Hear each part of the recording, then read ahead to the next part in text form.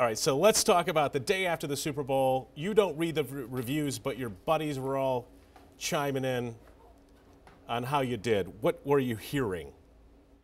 Well, I mean, I heard first of all that Katy Perry's halftime show broke the record for the most watched televised event ever in US history. So that was pretty exciting for us.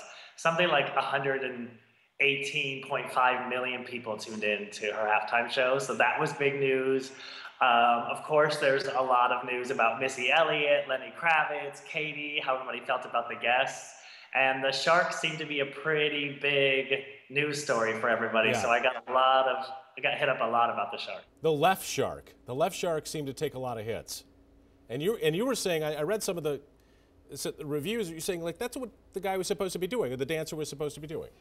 Exactly. You know, actually, it's funny because the part that everybody was referring to, we just kind of told them to go wild on that part. And we had given them specific characters because, you know, think of like Yo Gabba Gabba or the Muppets. Like, you want it to be funny, you want it to be campy. Like, that's the whole point of it. So at the end of the day, they totally succeeded and the world bought into it exactly the way we wanted to. And we thought the Sharks were going to be a big deal before the Super Bowl, but we didn't anticipate this kind of attention put on them. Oh yeah, Twitter blew up. Twitter blew up with that. Twitter blew up here in Michigan and specifically in Detroit with the appearance of a lion at the Super Bowl, which apparently is the first time a lion has been at the Super Bowl. Yeah. Yeah, that's good. I thought the line was pretty spectacular. Where do you get your inspiration for these kind of things? This is part of her show, though, isn't it? Like her part of her concert tour? Oh, one thing about Katy Perry is she never wants to repeat anything. So all of the creative for this show was completely brand new and specific just for the Super Bowl. No, it's phenomenal. I mean, you guys pulled it off in a big way. Where would you rank this? Because we were just talking off camera about some of the artists that you've worked with. Where would you rank this particular experience with all the others?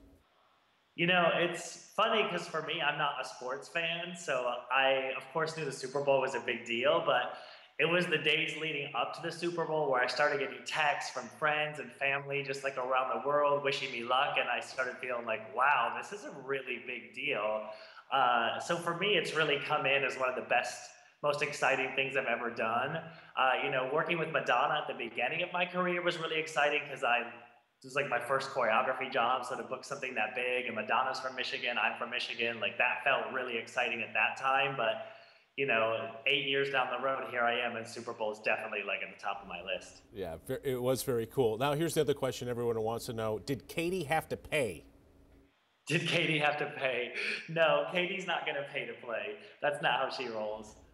Who paid you? Did the NFL pay you, or did Katy pay you?